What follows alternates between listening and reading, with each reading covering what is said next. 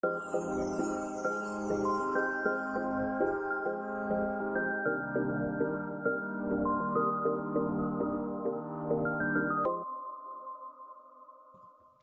and welcome to a live broadcast of the Cole Memo. Today's show should be pretty quick. We're going to be joined in just a bit by a surprise guest who has a special announcement to make.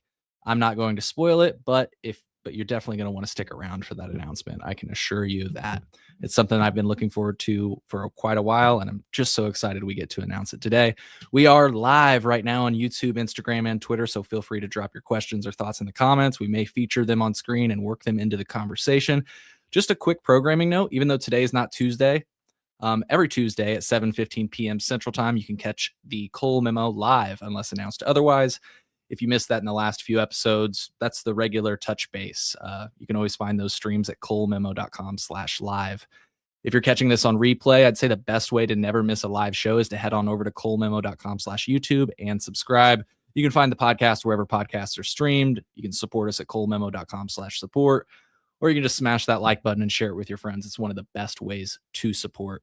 It's really one of the easiest ways, and it goes a long way. So once again, folks, I appreciate you all for tuning in for this live broadcast. Let's welcome a special guest with a surprise announcement for this broadcast of the Cole Memo. The Cole Memorandum. The Cole Memo. The Cole Memo. The Cole Memorandum. I mean, you have to respect the memo.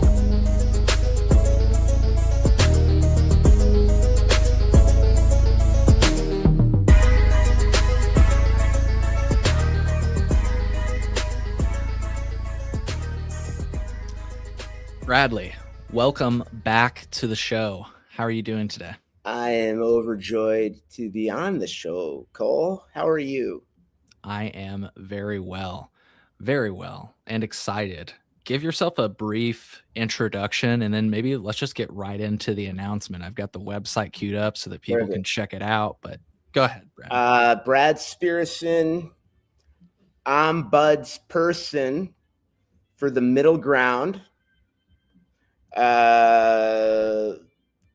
Co-founder, chair of Grown In. Yes, I'm a big fan of Grown In. You can actually see Grown In right there. The pillow you gave me a few years ago. The cushion. Love that pillow. That's really cool. Yeah. Yep. So it's an honor to have you on the show. And like I say, do you want to just break the ground and break the news? Tell us what's coming up. Yeah. Thrilled to be collaborating with good friends at Cultivated News, a newsletter that many grown-in subscribers were introduced to and have since, followed their Axios-like coverage in the United States, Canada, worldwide.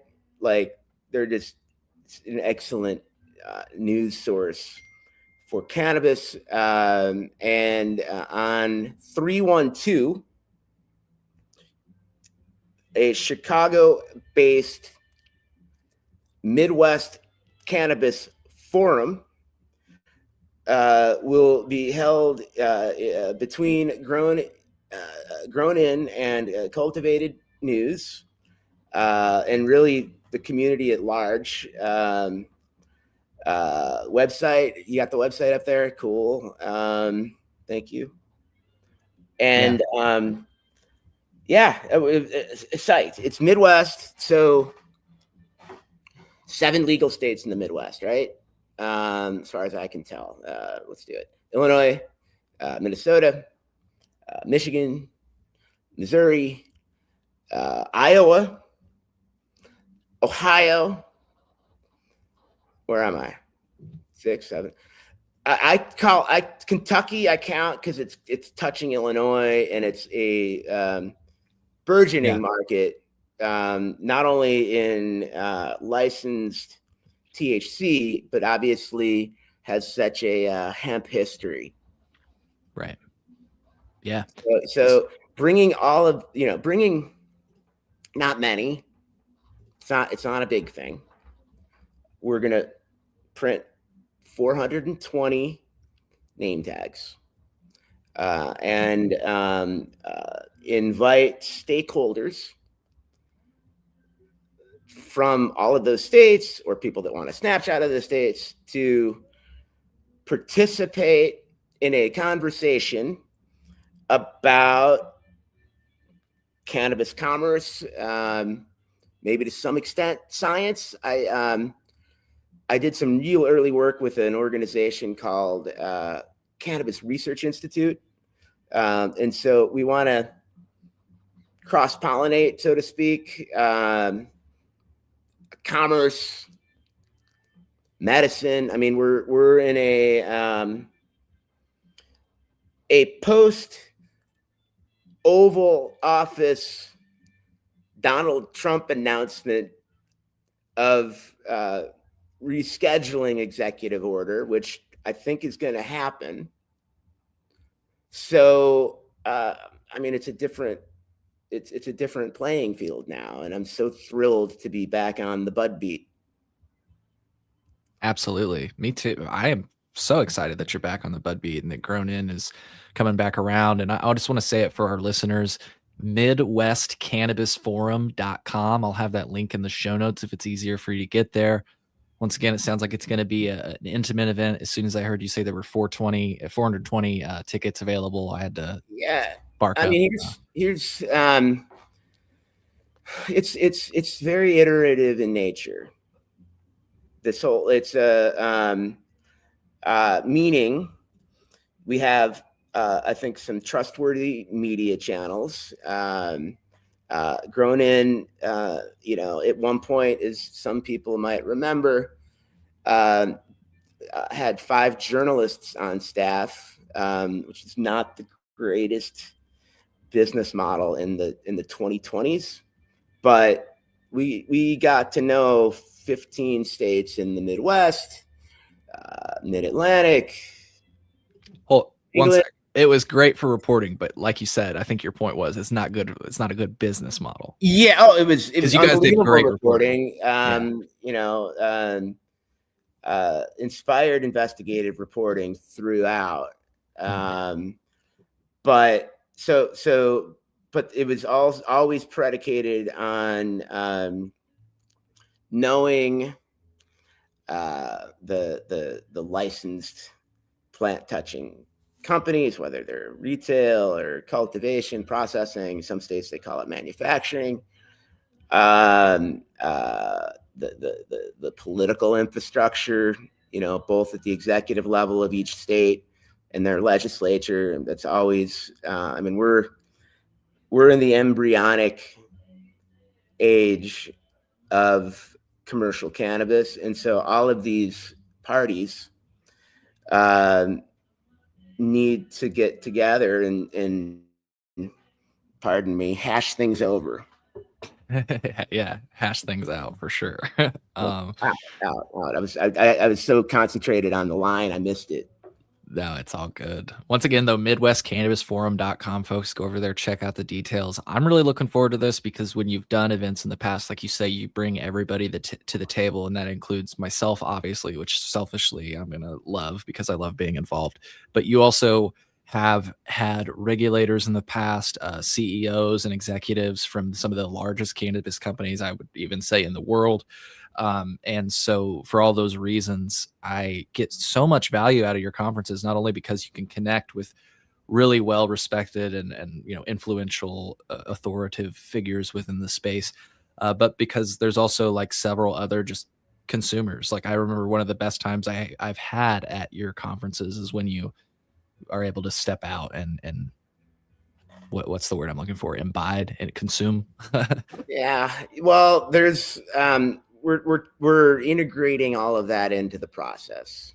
Nice. And when I say we, it's Grown In. I mean, Marcy, our history as news, as 1871, 2 years of the Cannabis Innovation Lab, multiple Illinois specific business to business events. The last one where, based on feedback from our constituents, added a trial component. So the buyers of cannabis at mainly individual dispensaries, but the chains were there. Like, how are you going to buy and sell weed without actually having the chance to either smoke it or, there's and then hemp beverages, like we're trying to demystifize what is increasingly mainstream product. And so all of that will be integrated within Midwest Cannabis Forum. Awesome. And once again, working on my talk radio, midwestcannabisforum.com. That's where you can check out all of the details. Get your tickets. Are they on sale now? Did you say that? So Cultivated has a link. I'll find it. And they sent out an email. Sorry, this is marketing 101. It's okay. We'll get it. We'll track it down.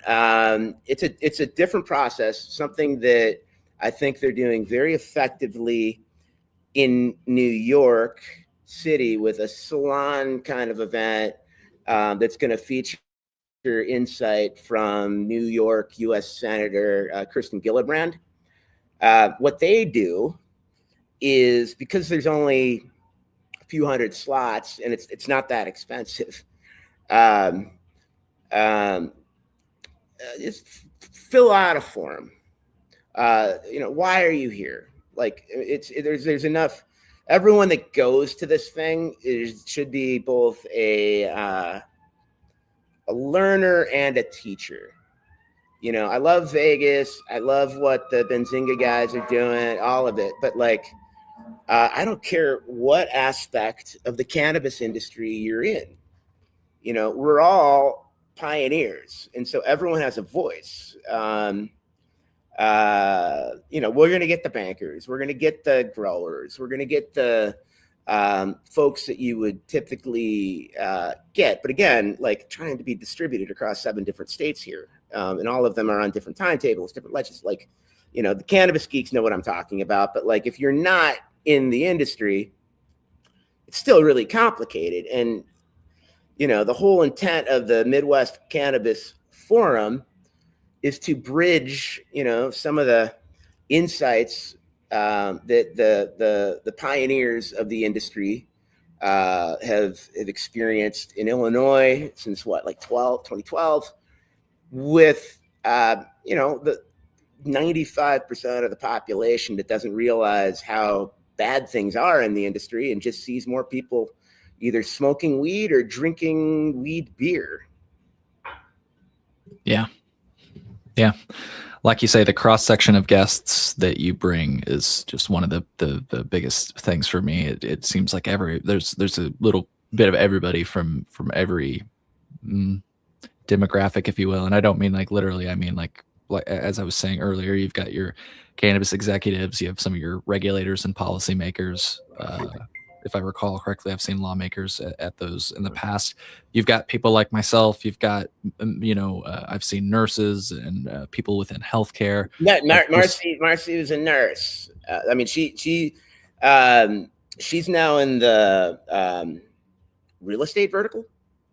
With all that expertise in cannabis, but she, nurse before getting into cannabis. And then hospitality and all the events and everything that you've seen. So nurses, medical practitioners, researchers. Do you remember the Burnham plan? Yes. So we were dusting that one off. This is obviously not the Daniel Burnham plan. That was essentially, a commercial club commission blueprint for how the modern city of Chicago should be constructed. But the Burnham plan, which was something that the fine folks at Discovery Partners Institute, where I later went on to work, let me host with about 150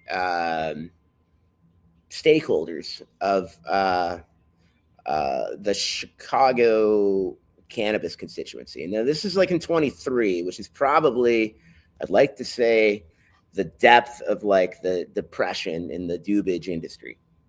Bad. I mean, it's still bad, but now everyone's on a little bit of a high because of, the president.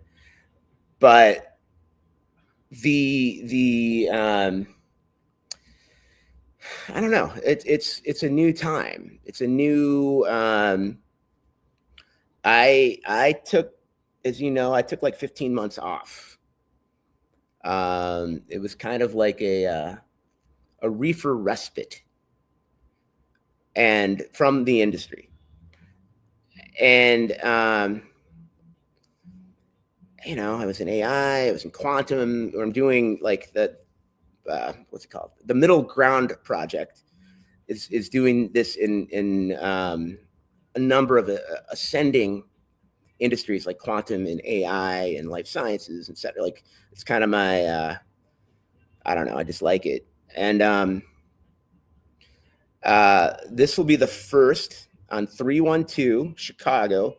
Probably, expect someone to host something the night before and the morning of, and maybe a couple of things afterward. Not crazy Vegas, Benzinga kind of, like, it's not like that, but different contexts for different constituencies and whatnot.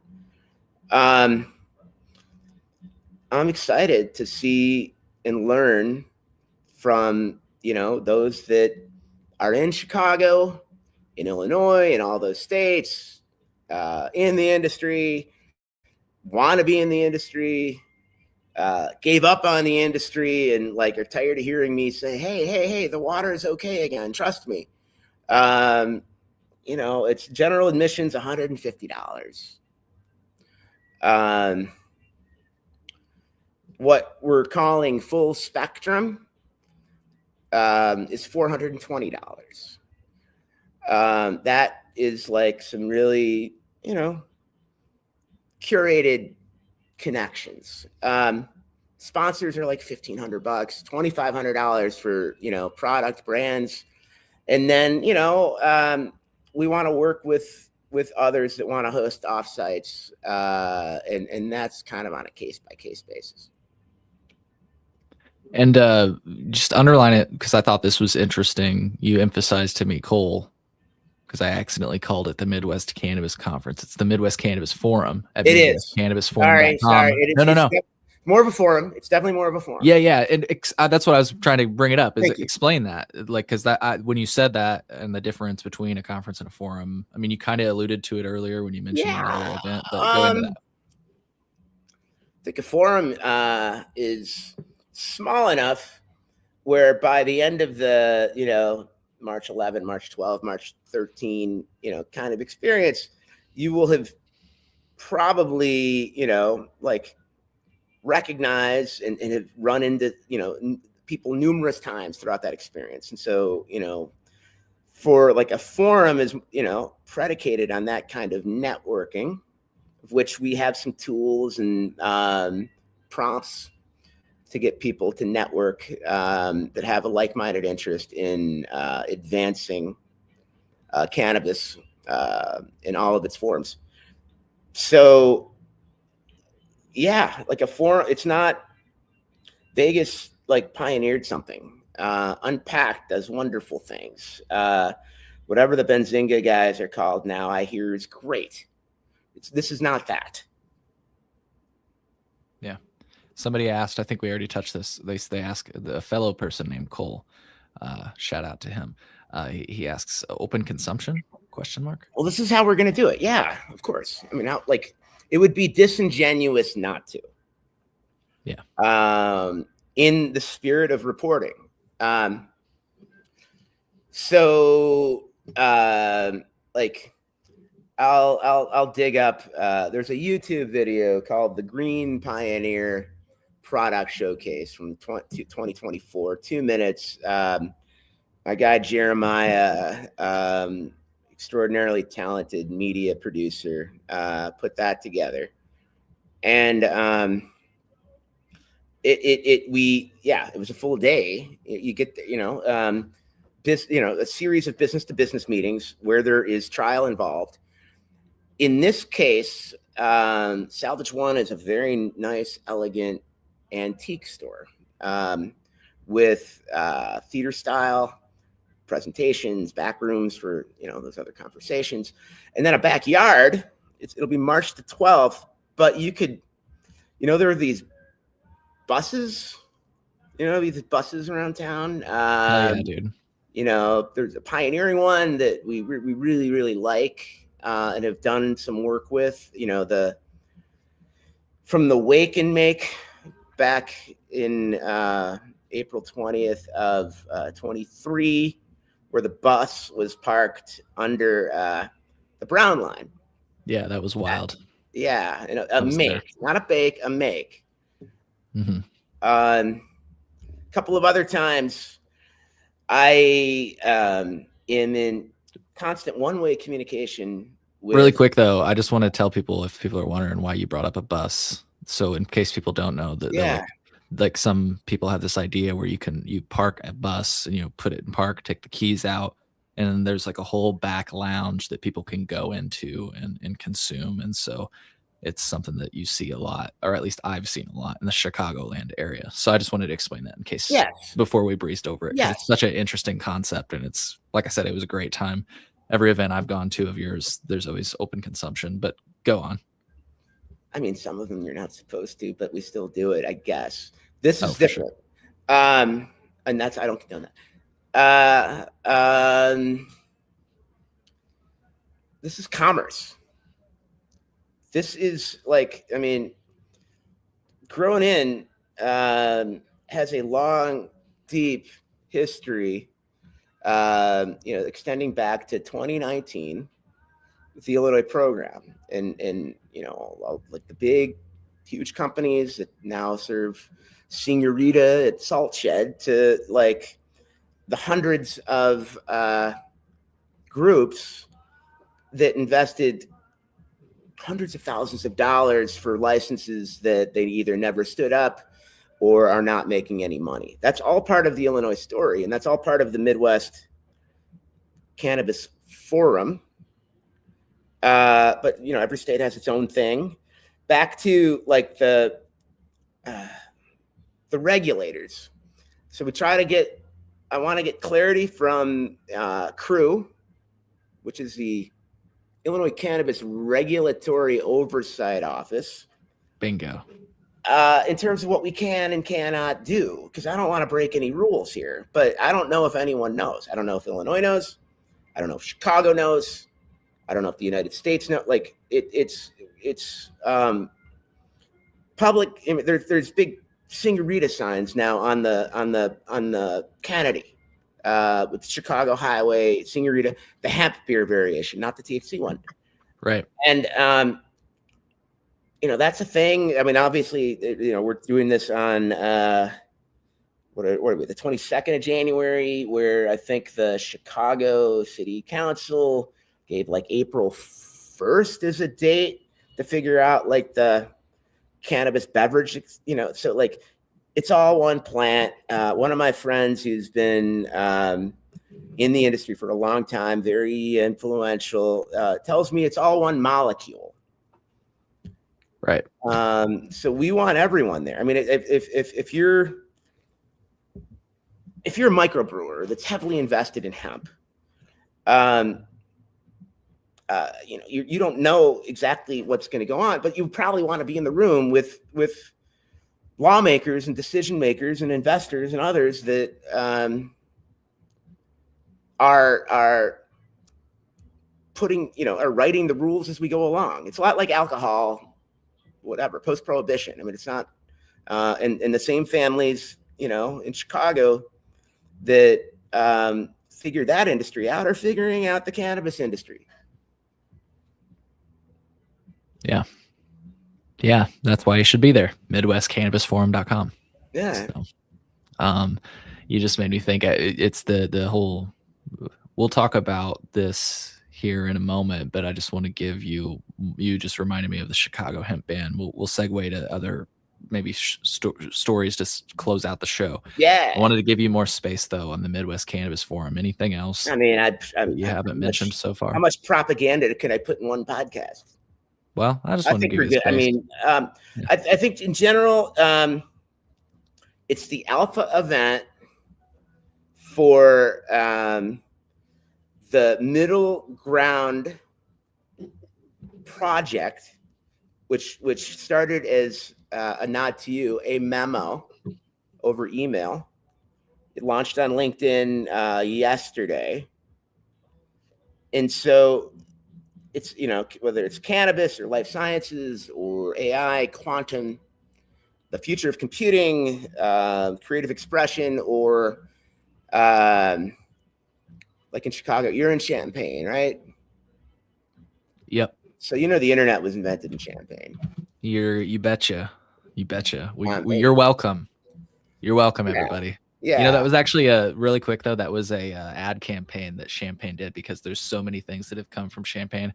I can't find the original online anymore that I thought was a really great cut. But if you look up on YouTube, You're Welcome, Champaign, Illinois, they have this like campaign where they go through, like, I think AC was invented, YouTube, PayPal, like you said, the internet. And this girl that made the video for the city of Champaign, she was like, "You're welcome, you're welcome, you're welcome." But anyways, unbelievable innovation coming out of Champaign. You know, the National Center for Supercomputing Applications was a test bed in the early 90s that gave us Mosaic, which gave us Netscape, which gave us the internet. But even though, you know, it's like 2.5 hours, how long does it take you to get to Chicago? 2.5 hours. Yeah. 3 sometimes. Just depends. Right.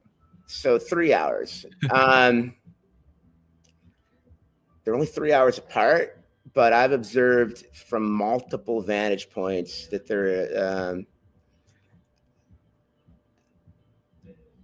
they haven't, whatever it was that influenced Mark Andreessen, who was the student at the University of Illinois, that really spearheaded the whole Mosaic project. He eventually moved to Silicon Valley, and, you know, that coincided with a you know, .com boom, Silicon Valley, Chicago, second city. We lost it, we could have had it, kind of thing. We're going to have a conversation, a frank conversation about that back at my old stomping grounds at Discovery Partners Institute, which again convened the Burnham Plan back in and stood up the Cannabis Research Institute. So there's a lot of it's the kind of thing that, like, regardless of what ascending industry you're in, it probably would be interesting to maybe even tap into others, because they all have similar properties, I've observed. Right. Yeah. Well said. Well said. Well, I will close our beginning segment by once again saying MidwestCannabisForum.com. I'll see you there. If you want to come, look forward to those details at MidwestCannabisForum.com. I'm sure we'll have Brad on to talk about it as the date approaches. You brought up, I just thought this was interesting. This was posted just a little bit ago. Yeah. By a little bit ago, I mean like almost exactly 2 hours ago. You mentioned Chicago passed a hemp ban. CEO of GTI and owner of Rhythm, a cannabis brand that's traded on like the national stock exchange, for lack of better words. He said, in case you missed it, Chicago passes an intoxicating hemp ban with a drink carve out. And he posted a picture of his senoritas. No, those are good. Those are good. We so, you know, I haven't tried them yet, but I'm glad I had tweeted him once, because I said, are you ever gonna release something higher than a 5 or 10 milligram? Because, like, for example, my favorite drink, it's right here. Both of these are 50 milligrams. Like, that's kind of my, you know, like I can do lower, but I'd prefer around there. And they actually just rolled out, I think, a 30 milligram. I'm like, okay, I can do that. That's my language. We have like 3 minutes for a little bit of a trippy story related to Senorita. Please. Absolutely. So, one of the venues that we were exploring for the Midwest Cannabis Forum is a place called Garcia's on it's where Wishbone Restaurant used to be in the West Loop, like Washington and Morgan.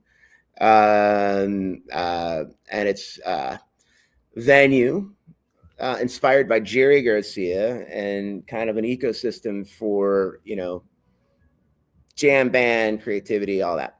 They serve senoritas. They have a particular in something license, this, that, like, because it was unclear outside of that one brand, which is a good one, what, who else can sell, who else can't sell. That's just on the federal 2018 Farm Bill loophole that gave us the beverage, all this stuff. But, and then they couldn't get their head around the public consumption sesh bus thing, which I found to be, funny, in that Jerry Garcia is known for a lot of things, and was also quite active in various cannabis communities. Yeah. Tell people that may not know. Give a high level. Wow, really? Yeah. Okay. Jerry Garcia founded the Grateful Dead with a guy named Bob Weir, who has been in a recent news cycle because he transitioned from being a human being to whatever that is now a couple weeks ago, after playing live music for 60 years in the Grateful Dead with Jerry Garcia.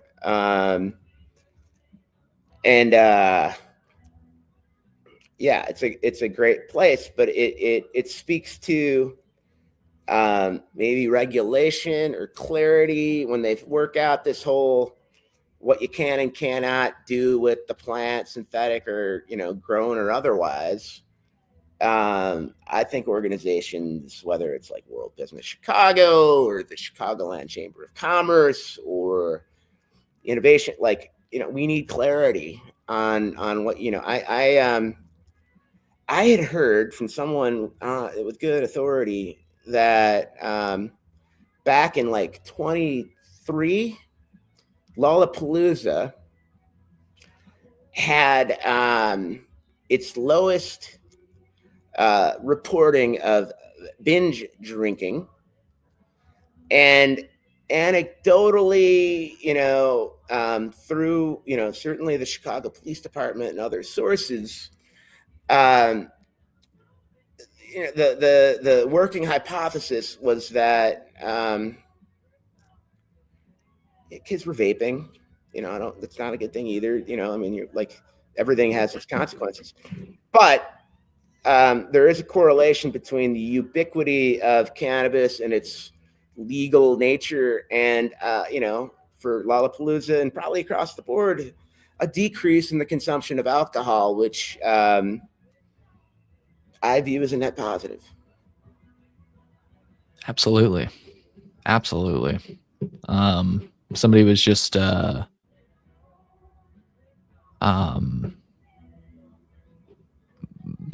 saying, my apologies for the distraction, that the new cannabis omnibus bill just dropped. By somebody, I mean Aaron from Two Dope Dudes, which is an awesome podcast, the Elevated News podcast. I like it. So I'll have to dig into that, but I wanted to announce it. I just took a brief look at it, and it looks like. Do you think you're allowed to smoke pot on an omnibus?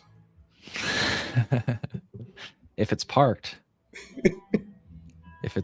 Cool. I look forward to reading about that from reputable news organizations and that podcast, which is a reputable news organization too. We all have different voices, different things. Yeah, no. Well, speaking of, IllinoisNewsJoint.com actually looks like they're reporting on it. Awesome. So there's the headline. It's so cool to see all these other media properties blossom, devoted to Illinois and cannabis, all the stuff. I mean, like, it's being away from the community for like 15 months and coming back and seeing how professionalized the media is an utter joy. Yeah. And they've got a high level breakdown. That's you, dude. What's that? I'm talking about you largely. I mean, this is a great show. Oh, well, thank you. I appreciate that. That's very kind of you. I try my best, but I look back to like the foundation. I was just thinking about this today. I was telling this to somebody earlier today. I was really looking forward to talking to you because I remember just having you and others on from grownin.com back in the day. And so you guys really inspired me to do what I do. So thank you for the inspiration. You know what I mean? Yeah. Like you say, it is absolutely cool to see other people do this, like the Elevated News podcast and so much more. But yeah, there's some high level breakdowns of this. It looked like it basically would make it so medical patients could shop at all dispensaries. It sounds like it would provide for mergers of certain licenses, and it would make it so that medical patients would be prioritized at all dispensaries, which is something I saw in a proposal by Representative Bob Morgan as well that we covered recently on the show. He's good. He's got a good perspective. I mean, there are a lot of good ones, but I've had an opportunity to kind of learn from him in the past, and I haven't read this yet, but he's a thoughtful voice in the conversation. Yeah. No, absolutely. I mean, yeah. He was a part of the original medical cannabis program. So yeah. But anyways, check out that headline at illinoisnewsjoint.com. And folks, if I take a deeper dive on this, I'll definitely share anything that I found notable. I think I saw something when I was just searching through, because one thing I suspect will come up, speaking of Cannabis Regulation Oversight Office, is this idea of either an agency or a commission. I've been hearing they want it to be an agency. They want to make CROO an agency in and of itself, or something like that. Or there will be some sort of proposal to like allow them. They say they can't like share information between all the different agencies because there's like 12 different agencies. That's and ridiculous. The systems. Who's they? The representatives from IDFPR, from CROO, from IDOA. I've heard, they're all saying the same thing. So, I mean, I am a tremendous fan of the Illinois program. Governor Pritzker's heroic step to, integrate social equity, this, that. If they're still not talking to each other, or sharing information or whatever, Cronin and others have noted some missteps over the years. I mean, why not shake things up and have everyone talk to each other and whatnot? What's the impediment to have like IDFPR or an agriculture? And I was personally, kind of the health, Illinois health and whatever. Like I tried doing things with nonprofits and they didn't like that I was also friendly with the industry. Like, why do these rules exist? It's a good question. And I mean, my thing is that I've heard it's not so much that they can't, like, I wanted to clarify something that I said, that they can't like talk to each other. They can talk to each other, they can send emails or whatever. It's in some cases, I think I had somebody on that worked in cultivation once where it's like literally the system that they're inputting info into needs to be shared with another agency, but like there's some incompatibility in terms of like licensing. I'm not criticizing. They're all good people. They're all. Here's another good example though from the Illinois News Joint reporting really quick. The Chicago Tribune, Sun-Times, and I think even Grown In has really focused on all of the confidentiality provisions within the cannabis CRTA, the Cannabis Regulation and Tax Act. Like for reporters, like the people that I just mentioned, including yourself, like it'd sure be nice to have just a portal where we can see like who's involved in every license and if there's been any recalls, things like that. And in Illinois, a lot of that stuff is confidential. And so like just another example where it's like there's actually a provision apparently in this bill. If it were passed into law, it would allow IDFPR to disclose to the Office of the Executive Inspector General confidential information that was collected during investigations. So it's not even that they don't maybe want to do that. Like the CRTA literally prevents some transparency in many ways. I get it. I law. understand. And laws are written like, I mean, I don't have all the context and the deals and the trade-offs and whatever. I'm just saying that, you know what, at least we have convenings like the Midwest Cannabis Forum, in which maybe people can have the time and space, you know, not just within Illinois, but regulators across all of those states to talk like human beings and figure out how to regulate a plant that doesn't seem to hurt people that much. And God willing, the FDA could study it and find that it perhaps has some medicinal properties. Yeah, well said. And believe me, I'm not one to like try to make excuses for people or whatever. I'm just trying to be fair. No, you're fair. Yeah, so I'm a propagandist. Well, we've got some questions coming in. Maybe we can do that to end the show. Sure. Folks, drop your questions. I know we got one way earlier, so I'm going to try to scroll up. I think I starred it. I learned there's a star feature. Someone asked about, you said they're high on the president or something like that. You said like people are high on, and I said, you're probably referring to what happened in the Oval Office. Okay. There's an expression, wag the dog. That says like the president does something in the media to distract from a problem. Unfortunately, just he's having at a particular time. I don't think so. I don't think rescheduling is that. I mean, I'm not going to pretend like I know what that guy's thinking about. But sure.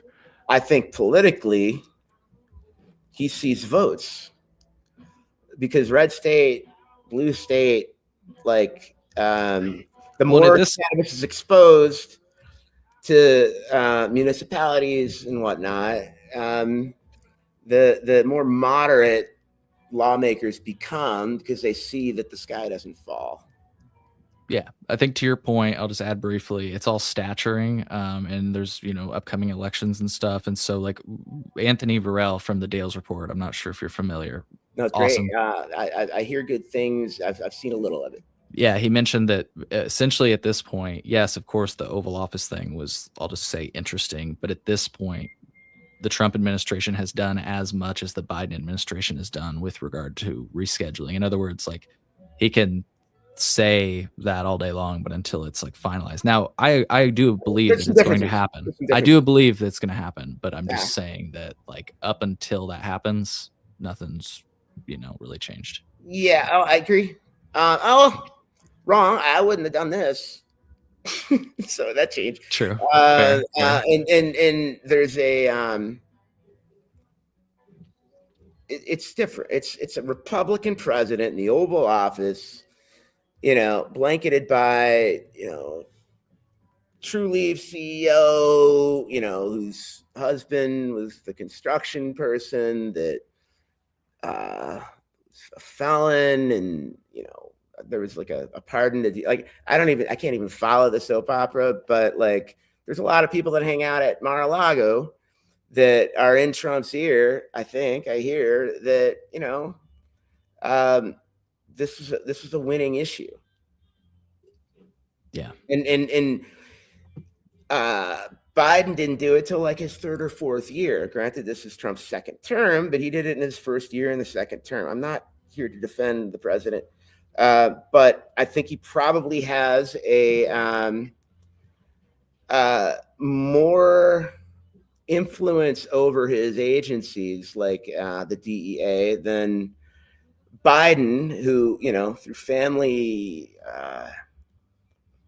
tragedies and whatnot, had a more complicated relationship with Schedule 1, Schedule 3, all that, like, you know, drugs and stuff.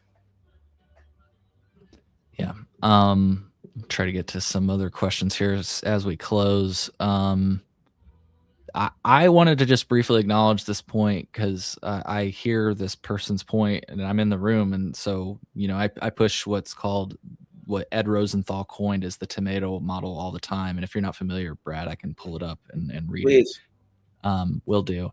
But he says, sick of industry and the only discussions being who gets to overcharge you with a limited license. If adults can't grow, have we progressed? I want to encourage you, if you have the time and are able to try, and you can get that ticket and are able to make it, to try to make it, because I have those conversations at places like that. Those, if I know genetic memory farms, but people that don't watch the show all the time, those topics are near and dear to my heart. So and they're never off the table whenever I've been at a grown-in event. So I don't know if you have any thoughts to add to that. Yeah, I think keep on growing. I think it's you can. I want to and share it, I guess. Yeah. I'll pull up the tomato model really quick. Yeah. Because it's just a short little blurb, and I think you'll like it. And then folks, drop your questions in because I'm about to close out the stream, and we're going to get to the rest of our evening. But here it is. It says, the model for legalization is already out there. It's tomatoes. More tomatoes are grown in America. Is it tomatoes or tomatoes? Right. More tomatoes are grown in America by home gardeners than are produced commercially. Yet there is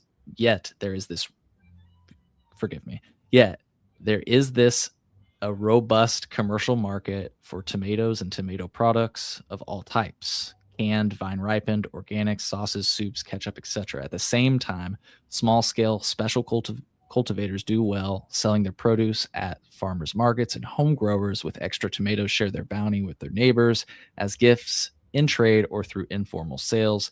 Cannabis could be handled in the same way.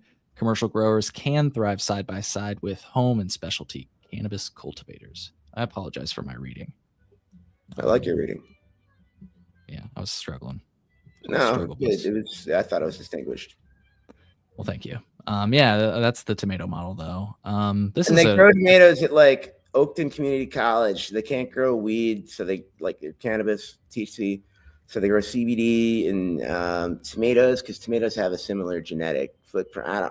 I'm not a biologist, but I know that tomatoes are also used as some kind of proxy for weed as it relates to like Chicago City colleges and the industry-funded curriculum that they have for like cannabis workforce development. Yeah. We'll round out with looks. We got just a few other questions. An interesting question about Missouri I'll get to, but this is a sort of a. Do you have any thoughts on this? I mean, this is a hard question to answer because it's almost like an opinion. Wow.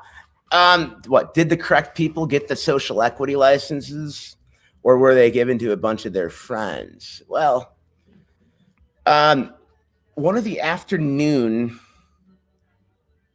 sessions on 312 Chicago Midwest Cannabis Forum Day is going to be like a retrospective on state-based social equity programs. Illinois, it was inspired. It wasn't implemented with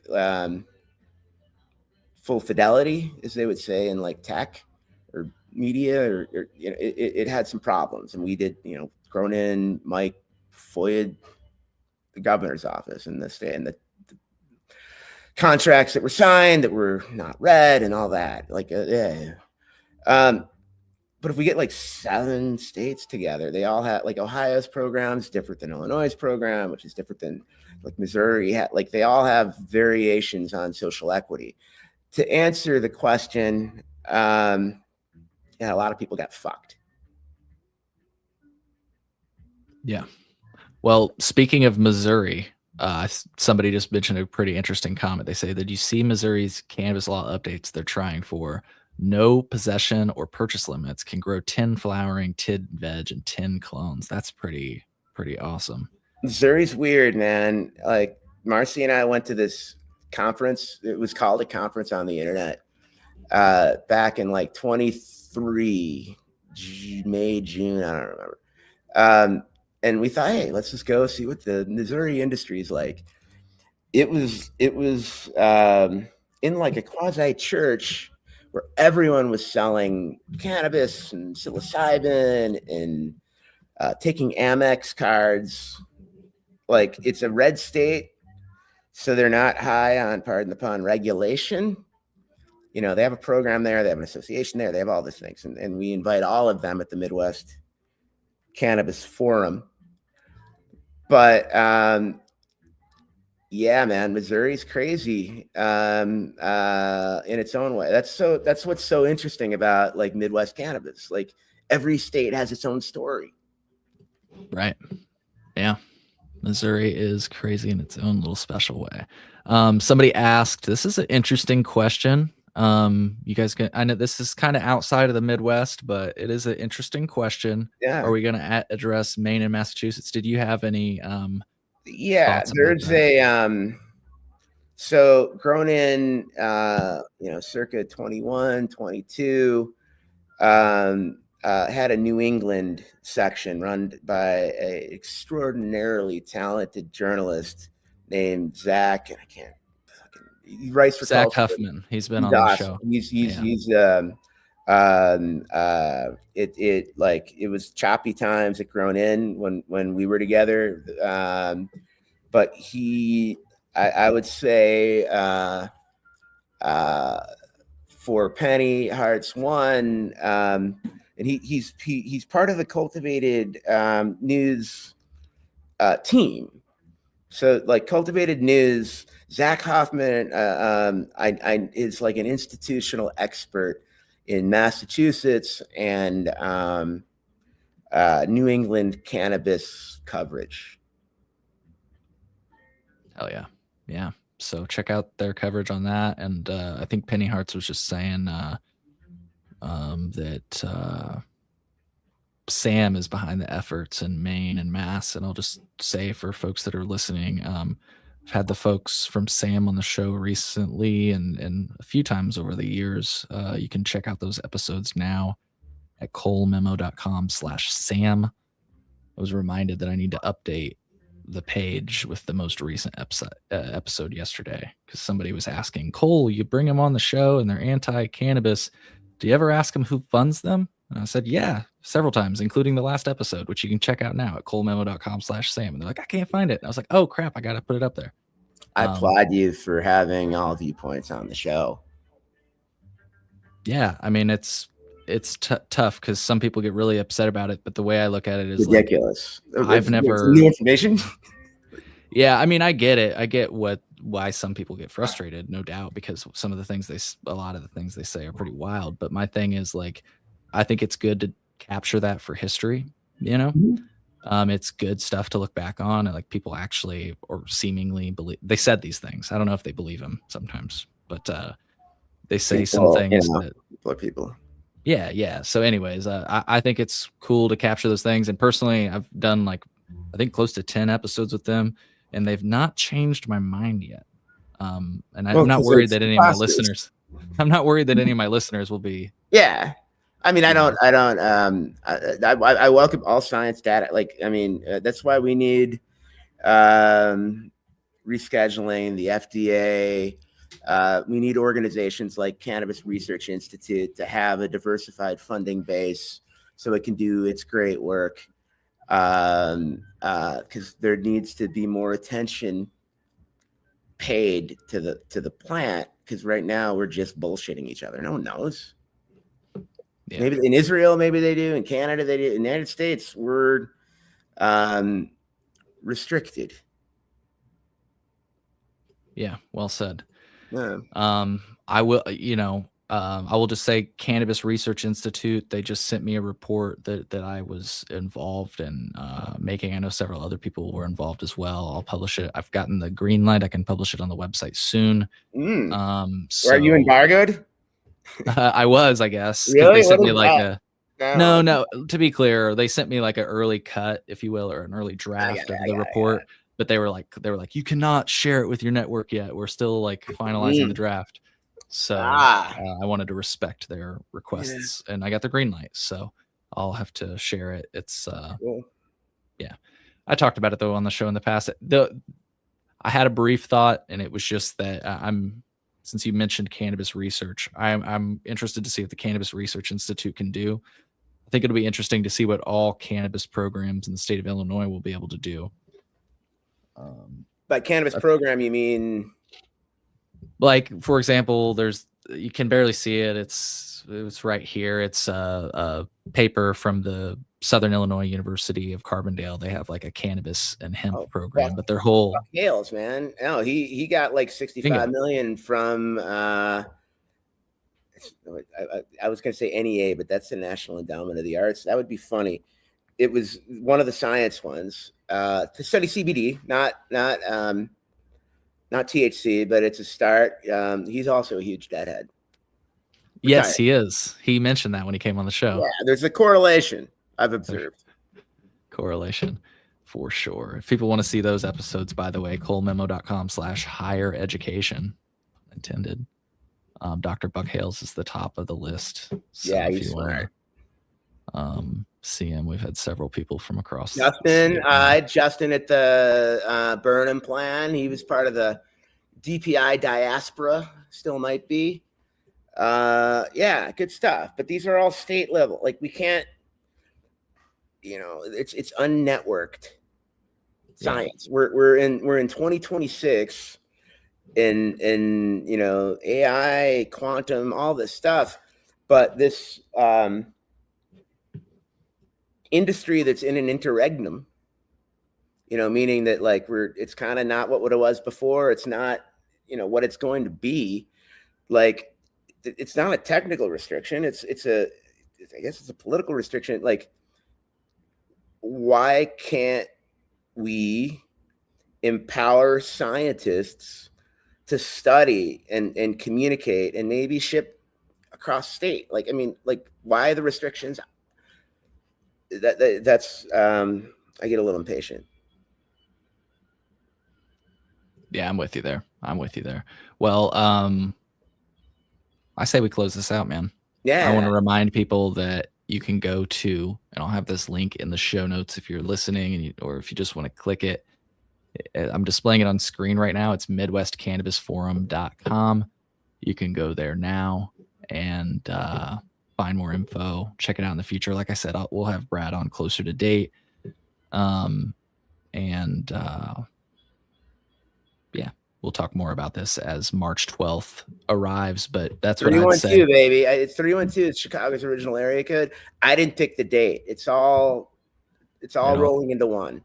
It all rolled up, and we're gonna smoke it. So, hell yeah, MidwestCannabisForum.com. And then ponder things. I mean, it's about thinking. Not too many screens. We won't have too many screens. It's a low tech affair. We won't have many screens, but we'll have plenty of papers.